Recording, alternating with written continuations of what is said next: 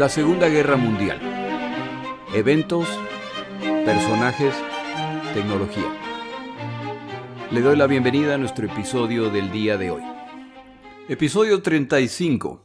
Desembarcos japoneses, código Bushido. Como siempre quiero empezar el episodio agradeciendo a mis oyentes. Alejandro Hernández, Julio Guzmán y Nora Espinosa. Mil gracias por sus contribuciones financieras. Serán utilizadas en apoyo al podcast.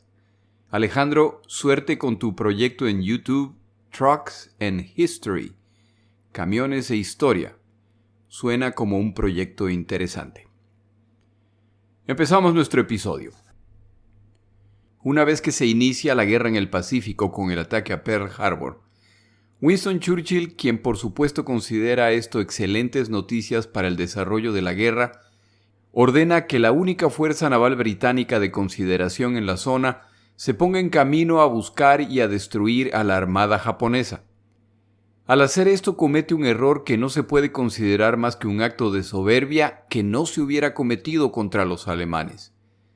Públicamente anuncia que estos buques van rumbo a la zona del conflicto.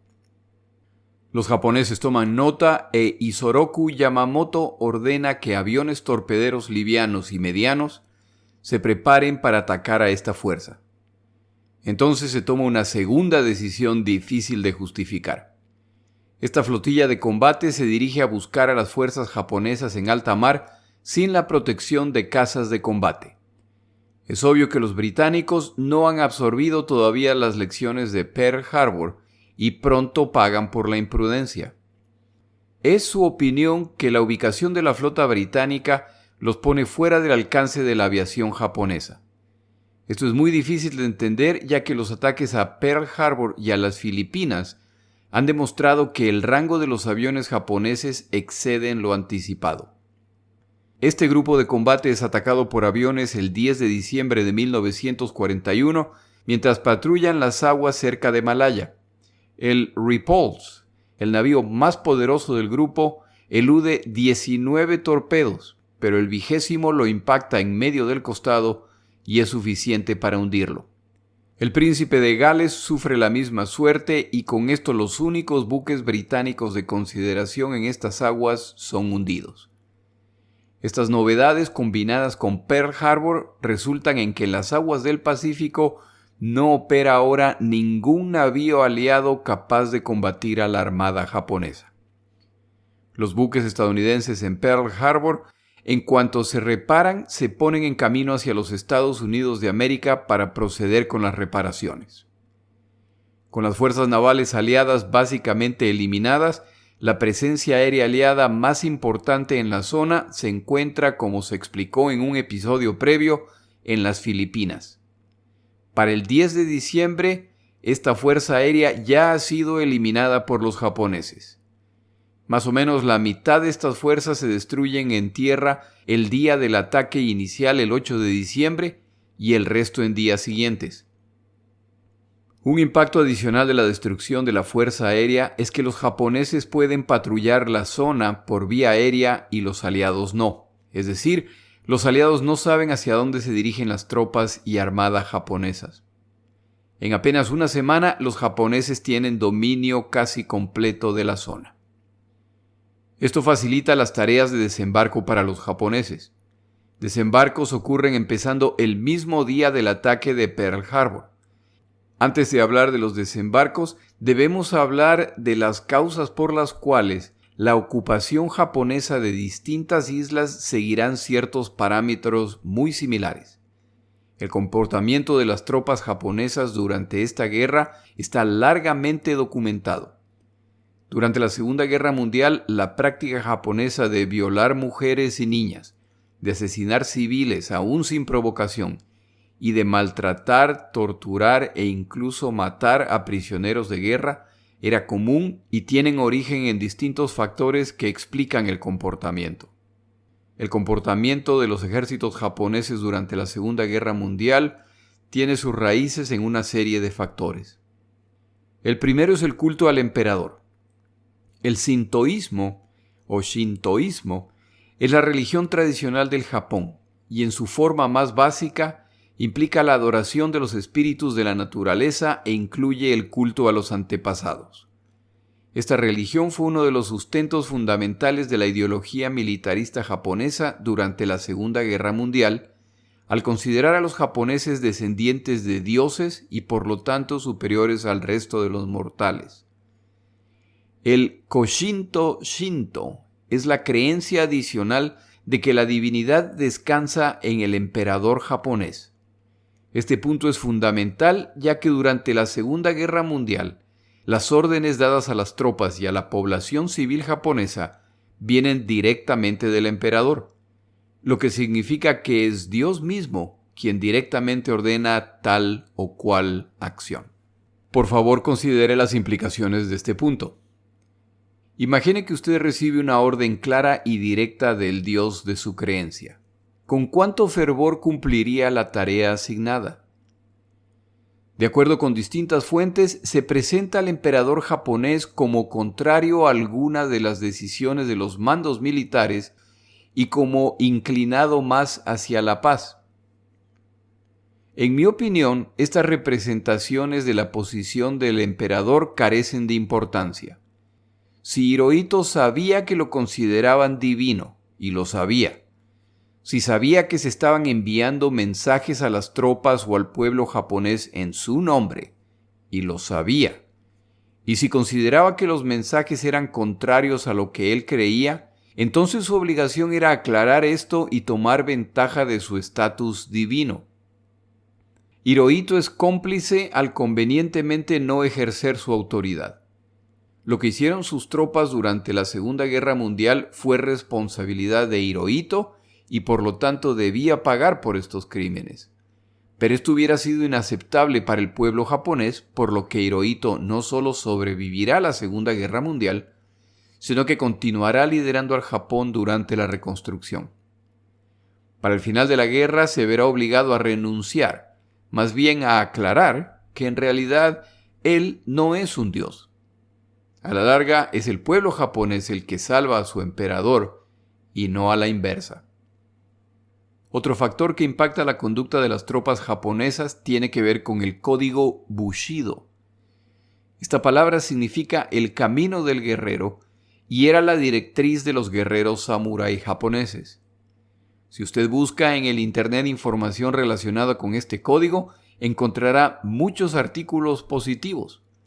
La ideología original que habla de honor, de sacrificio por otros y por defender a otros, se empieza a manipular para transformarla en una ideología de beneficio para la nación más que para el individuo o para el clan, y es manipulada por el gobierno y las fuerzas armadas para alcanzar sus fines a favor del nacionalismo a través de prácticas poco honorables desde la perspectiva occidental.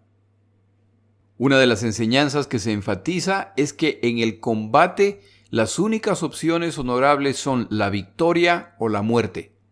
La opción más deshonrosa es la capitulación.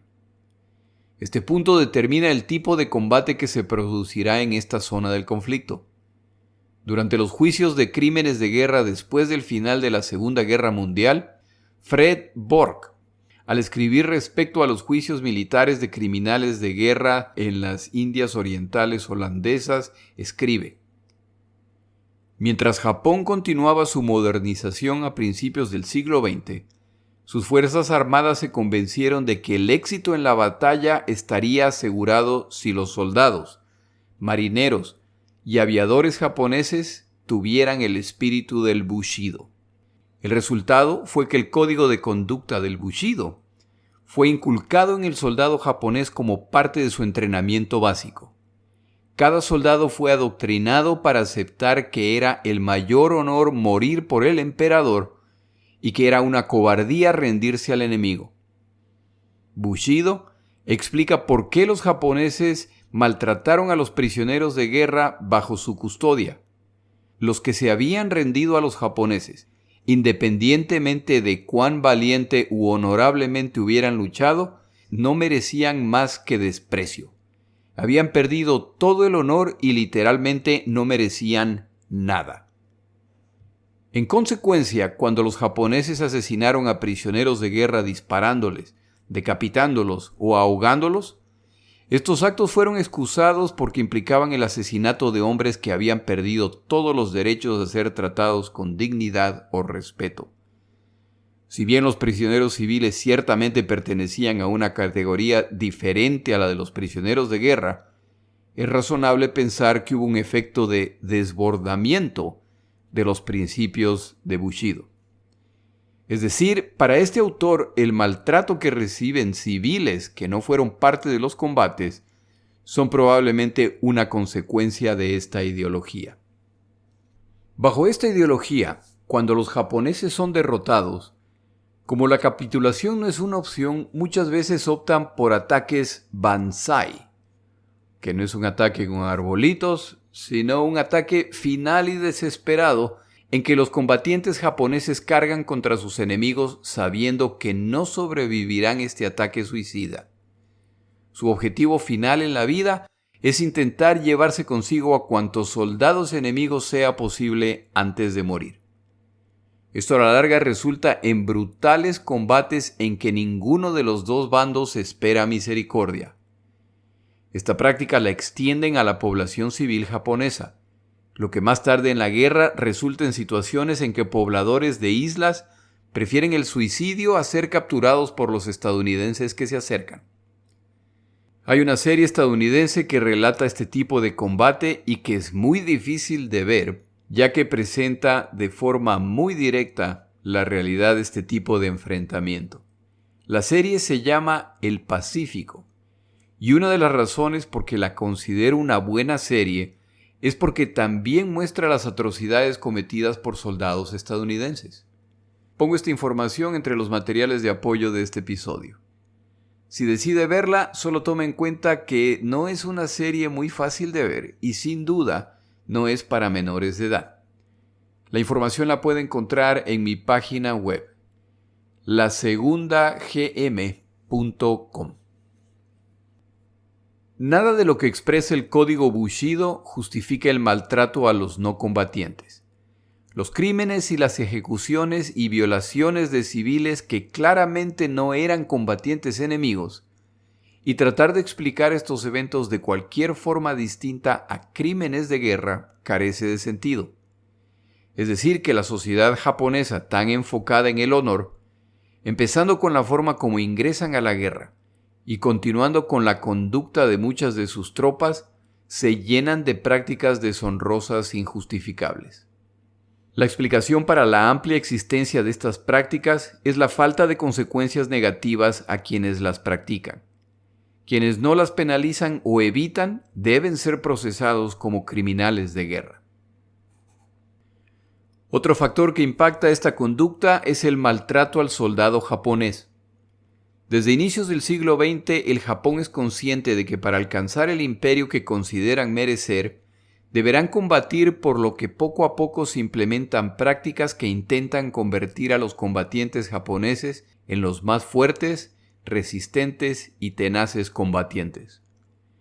Uno de los caminos identificados es acostumbrarlos a la brutalidad, por lo que el maltrato a subordinados, con o sin causa, empieza a volverse común, y el soldado japonés debe aprender a esperarlo y aceptarlo sin quejas. Hay un documental de la BBC llamado Terror en el Este, en el que se detalla la participación japonesa en esta guerra y en la que se entrevista a combatientes japoneses quienes explican estas prácticas y cómo poco a poco se acostumbraron al maltrato. Saburo Sakai, un aviador mencionado en episodios previos, recordando su experiencia en las Fuerzas Armadas, mencionaba los golpes a los que eran sujetos. Contaba el caso de un superior durante el entrenamiento que al cometer Sakai un error, le ordena que se incline. El instructor entonces le dice que lo que está a punto de hacer es el resultado de que le cae bien Sakai y quiere ayudarlo a mejorar. El instructor entonces procede a golpearlo con una vara hasta que Sakai pierde el conocimiento. Este no fue un evento aislado, ya que Sakai es sujeto a estas prácticas varias veces. En su libro Samurai, Sakai también menciona una práctica que intenta inculcar a los pilotos el deseo de vencer. El instructor a cargo del grupo junta a los pilotos de un equipo. Selecciona entonces a 2 pilotos al azar para que luchen. Cuando uno de los pilotos gana la lucha, se lo autoriza a retirarse. El perdedor entonces debe enfrentar a otro piloto. Si no le era posible ganar, entonces debe continuar enfrentando rivales. No es sorprendente el reporte de Sakai de que quienes no logran triunfar muchas veces terminan lesionados. Si luego de enfrentar a los 69 pilotos de su unidad no lograba ganar una lucha, entonces al día siguiente se repetía el ejercicio. Si este piloto volvía a fallar, era expulsado del programa en medio de la deshonra. En su libro Samurai, Saburo Sakai describe el impacto de este tipo de prácticas. En 6 meses, el entrenamiento increíblemente severo había convertido a cada uno de nosotros en ganado humano. Nunca nos atrevimos a cuestionar las órdenes, a dudar de la autoridad, a hacer otra cosa que cumplir inmediatamente todas las órdenes de nuestros superiores. Éramos autómatas que obedecían sin pensar. En el documental de la BBC antes mencionado, varios soldados japoneses detallan las distintas prácticas a las que fueron sometidos. Si hacemos un resumen de lo descrito hasta el momento, entonces tenemos que esta nación superior al ser descendientes de los dioses recibe instrucciones directamente de la divinidad de ir a la guerra contra naciones inferiores, y la conducción de la guerra se hará bajo el principio de que perder es deshonroso y que quienes capitulan solo son dignos de la muerte. Las únicas opciones, por lo tanto, para el pueblo japonés son ganar o morir, y el gobierno japonés sabe que si esta guerra se extiende, entonces sus posibilidades de ganar se reducen considerablemente. Estas órdenes serán ejecutadas por tropas acostumbradas a la brutalidad en contra de ellos. No debería sorprender que, con este contexto, los que se encuentran en el campo de batalla muchas veces se sienten en libertad de comportarse de la forma más brutal posible e imponen a los enemigos y a inocentes un tratamiento similar al que ellos recibieron. Para inicios de la Segunda Guerra Mundial, las tropas japonesas que combaten en China desde 1937, en realidad desde 1931, ya han mostrado este tipo de comportamiento brutal en su trato con los chinos, tanto desde el aire con campañas de bombardeos indiscriminados de ciudades, así como en el trato a la población civil. La comunidad internacional condena este tipo de conducta, pero no toma ninguna acción al respecto. Parte del proceso para justificar la brutalidad infringida a los chinos es que el chino es inferior al japonés. Es un subhumano que no merece la tierra que posee. Ojalá los oyentes noten la similitud de la posición japonesa con la alemana, y en realidad con múltiples naciones que a través de la historia han justificado comportamientos similares utilizando argumentos similares. Mientras la idea de que el conquistado es inferior, subhumano, carece de alma o de intelecto, es más fácil de justificar lo que se hace. Ahora ha llegado el momento para que sean los occidentales y sus colonias quienes serán sujetos a estas prácticas. Antes de detallar los desembarcos que ocurren en estas fechas, tomamos una pausa.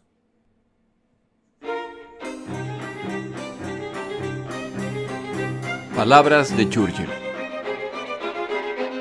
Como este episodio resulta bastante sombrío, el día de hoy tenemos una frase no muy memorable de Churchill.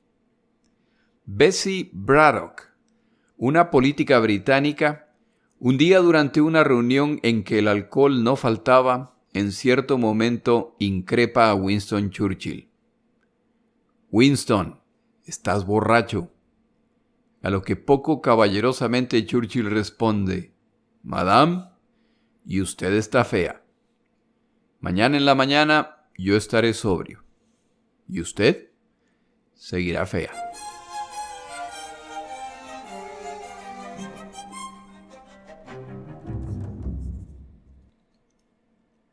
El 7 de diciembre de 1941, al mismo tiempo que Pearl Harbor es atacado, también son atacadas las islas estadounidenses de Guam, Midway y Wake.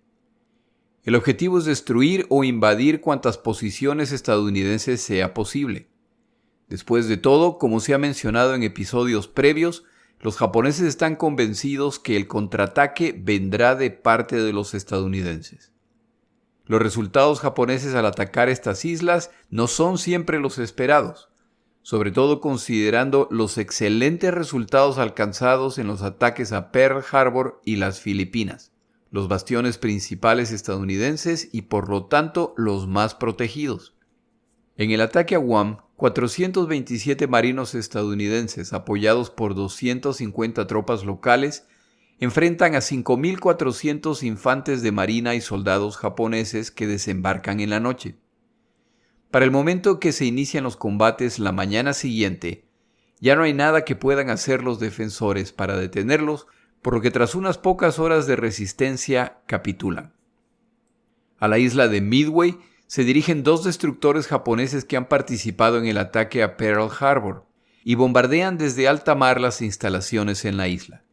Cuando los defensores contraatacan utilizando las baterías de defensa, uno de los destructores es alcanzado y los japoneses se retiran.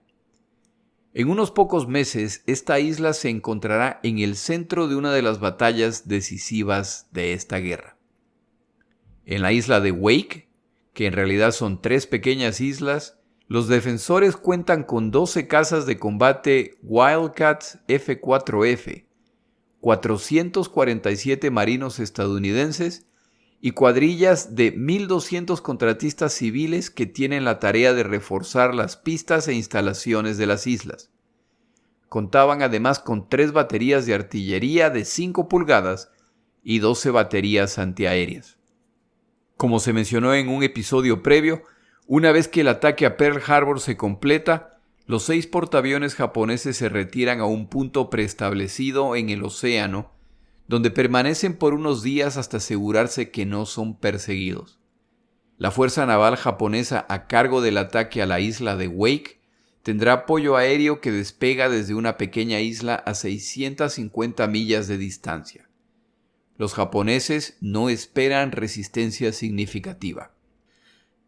Para el momento que los japoneses se aproximan a la isla, los combatientes estadounidenses ya están al tanto del ataque a Pearl Harbor y saben que es solo cuestión de tiempo para que ellos sean atacados. Ordenan despegar a 4 de sus Wildcats para buscar a la fuerza invasora.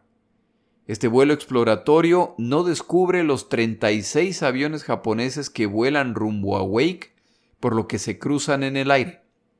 Para el momento que los Wildcats se enteran del ataque y regresan a la isla, la pista, las instalaciones y peor aún los 8 Wildcats que no despegaron han sido destruidos en tierra. En los días siguientes, los pilotos estadounidenses toman turnos volando los 4 Wildcats restantes para enfrentar a los bombarderos que ahora regresan diariamente y en este proceso logran derribar 6 bombarderos japoneses. A la medianoche del 11 de diciembre, los centinelas en la isla creen ver un reflejo en el mar y alertan al comandante. Determinan que el intento de desembarco japonés está por ocurrir en la mañana. Amanece y una fuerza japonesa de 3 cruceros de combate, 6 destructores, 2 patrulleras y 2 navíos de transporte se acercan a la costa. El comandante Cunningham, a cargo de la isla, decide que su única oportunidad es sorprender a los japoneses con las piezas de artillería que tienen escondidas en distintos puntos de la isla. Para hacerlo, deben permitir a los navíos japoneses acercarse a la costa.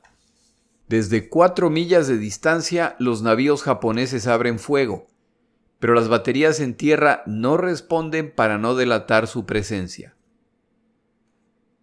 Cuando algunos de los navíos japoneses se encuentran a un poco más de 4.000 metros de la orilla, lo que los pone en rango de las baterías, entonces las defensas de las islas abren fuego y pronto 2 navíos japoneses son impactados. Un destructor es impactado en su compartimiento de municiones y la explosión es tan repentina y violenta que se hunde inmediatamente y no hay sobrevivientes. En la playa, los combatientes estadounidenses no pueden creer su fortuna. Están devolviendo el favor en nombre de Pearl Harbor. A medida que los navíos japoneses se retiran, otro destructor, un navío de transporte de tropas y un crucero son impactados. Los japoneses se retiran en desorden. Es entonces cuando los Wildcats restantes despegan para continuar el trabajo. Una bomba lanzada por un Wildcat impacta el compartimiento en el que un destructor guardaba las cargas de profundidad antisubmarinas y se produce otra explosión catastrófica sin sobrevivientes. En 45 minutos, unos pocos marinos estadounidenses con un puñado de aviones han derrotado a una fuerza invasora japonesa mucho más numerosa. Por primera vez en esta muy joven guerra, los japoneses han fallado en un intento de desembarco. Cunningham y sus tropas celebran sabiendo que esta victoria es solamente temporal. Los japoneses volverán y si no reciben refuerzos, sus días están contados. Reportan lo ocurrido y piden ayuda. La isla Wake es bombardeada diariamente. Poco a poco pierden los aviones restantes. Para diciembre 23, una segunda fuerza de desembarco amenaza a la isla y esta vez, además de cruceros y destructores, los acompañan 2 de los portaaviones que participaron en el ataque a Pearl Harbor. Al añadir apoyo aéreo, ya no hay nada que los defensores puedan hacer. Las fuerzas que los japoneses han enviado esta vez son veteranos de la guerra en China y marinos japoneses. Cuando se inicia el desembarco, las baterías de los defensores son pronto destruidas por la aviación japonesa, lo que permite a las experimentadas tropas japonesas desembarcar. Algunos de los civiles estadounidenses que trabajaban en la construcción del aeródromo y las instalaciones piden ser armados y combaten junto a los marinos. Los atacantes japoneses que intentan desembarcar sufren pérdidas significativas, pero el resultado ya es inevitable. Al llegar la noche, el comandante Cunningham entiende que para la mañana, con el amparo de la noche, el desembarco se completará y en el mejor de los casos sus fuerzas sobrevivirán por un día más. Por esta razón, los sobrevivientes se rinden ante las tropas japonesas. ¿Dónde estaban los refuerzos solicitados por Cunningham? Al enterarse de los eventos en la isla Wake, una fuerza de combate es despachada para apoyarlos. El navío principal de esta flota es el portaaviones Saratoga. El comandante a cargo de la operación se toma su tiempo para llegar al detenerse a cargar combustible. Recuerde que estos son los días en que todo el mundo se pregunta cómo pudo ocurrir el ataque a Pearl Harbor y, sobre todo, quién es culpable. Este comandante no quiere sumarse a la lista de desastres y de ahí la falta de urgencia. Al final, al enterarse de la inminente caída de la isla Wake, la operación se cancela y este pequeño grupo de valientes tiene que pelear solo contra una fuerza superior. Ahora van en camino a campos de prisioneros japoneses. Esta historia pronto se convertirá en una película de propaganda del Departamento de Guerra estadounidense. Con la excepción de Midway y las Filipinas, todos los objetivos japoneses han sido alcanzados. Las Filipinas, aunque todavía no han sido invadidas, con su fuerza aérea eliminada y con los navíos en Pearl Harbor hundidos o seriamente averiados, saben que lo que viene a continuación es un desembarco japonés. Lo que no saben es dónde o cuándo. ¿Cómo les está yendo a los británicos? El mismo día del ataque a Pearl Harbor, hacia el sur del Japón, un convoy que incluía transportes que llevaban a 24,000 soldados de Indochina a Malaya está en camino. En Hong Kong, la Fuerza Aérea Japonesa destruye en tierra los pocos aviones de combate británicos asignados a esta colonia. Este día hay múltiples desembarcos japoneses adicionales en pequeñas islas, donde no enfrentan ninguna oposición. 2 días más tarde, como se ha mencionado al inicio del episodio, los japoneses hunden las 2 embarcaciones de combate principales británicas en la zona y con esto quedan en libertad de dirigirse donde prefieran. Los británicos tienen fuerzas significativas en Malaya, por lo que Winston Churchill, a pesar de que en privado admite que la defensa de la zona es imposible, ordena que se pelee. Una cosa es que el Imperio Británico sea derrotado, otra es que lo sea sin pelear. Malaya, con su producción de caucho, metales e incluso petróleo, es apetecida por los japoneses. El general Yamashita Tomoyuki, a cargo de esta invasión, una vez que decide desembarcar, empieza el avance hacia el sur. Desde Indochina, cazas japoneses salen a enfrentar a la aviación británico-australiana que defiende Malaya. Los aviadores japoneses no son solamente más numerosos, sino que sus máquinas y sus pilotos son superiores a los defensores, por lo que la Fuerza Aérea a cargo de esta defensa pronto debe escapar para sobrevivir. Sin apoyo aéreo naval, ahora los más de 80,000 combatientes aliados deben enfrentar a los japoneses, que aunque mucho menos numerosos, cuentan con la ventaja de la aviación, la armada e incluso blindados. La ventaja numérica de los defensores es en tropas y en número de piezas de artillería. A este grupo de combatientes malayos, británicos, indios y australianos les esperan semanas de combate sin la expectativa de recibir refuerzos.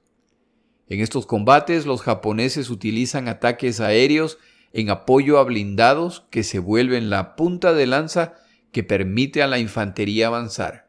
Periódicamente ejecutan maniobras de pinza en que atrapan grupos de combatientes.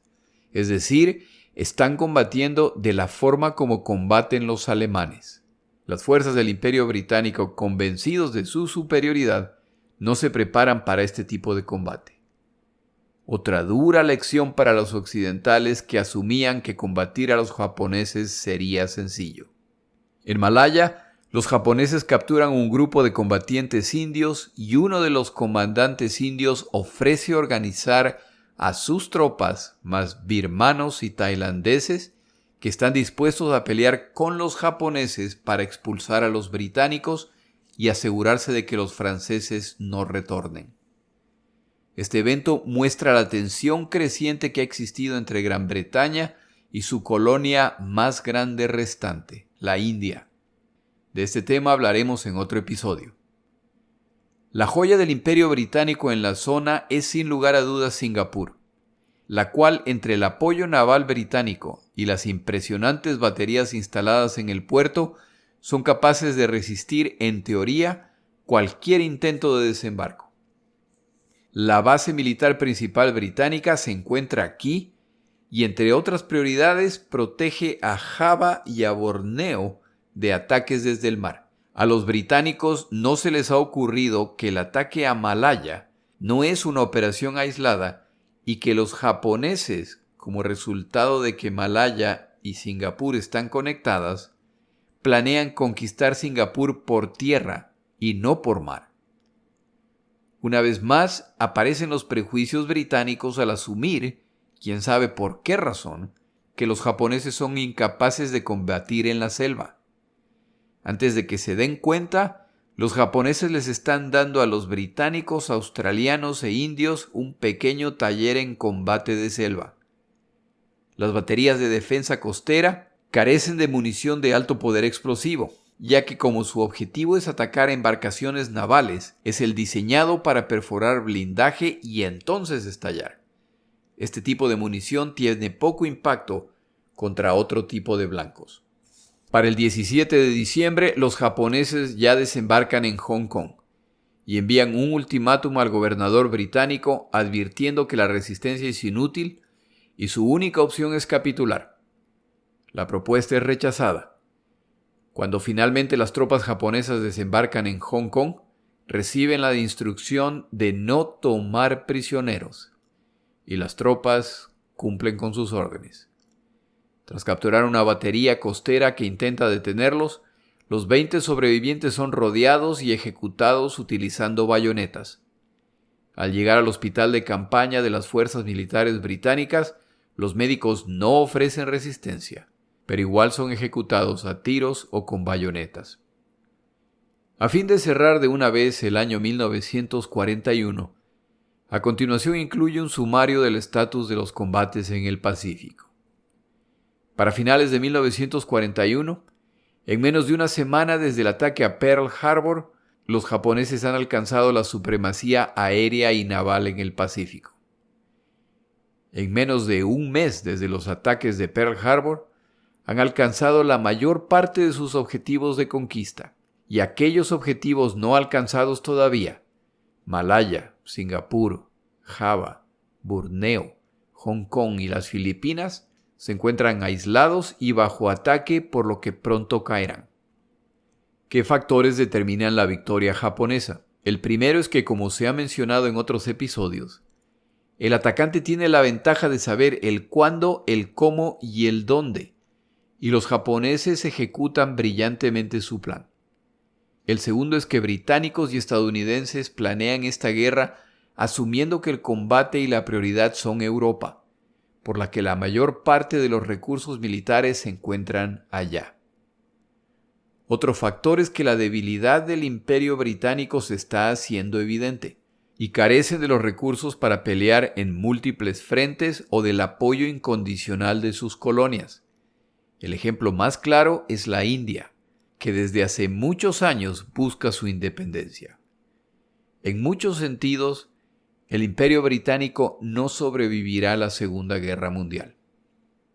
Pero luego de consultar múltiples textos y fuentes de información, uno de los factores que impactan el resultado hasta el momento es la convicción de superioridad occidental que se niega a aceptar la idea que el combatiente, la tecnología, la preparación y la estrategia japonesas están al nivel occidental.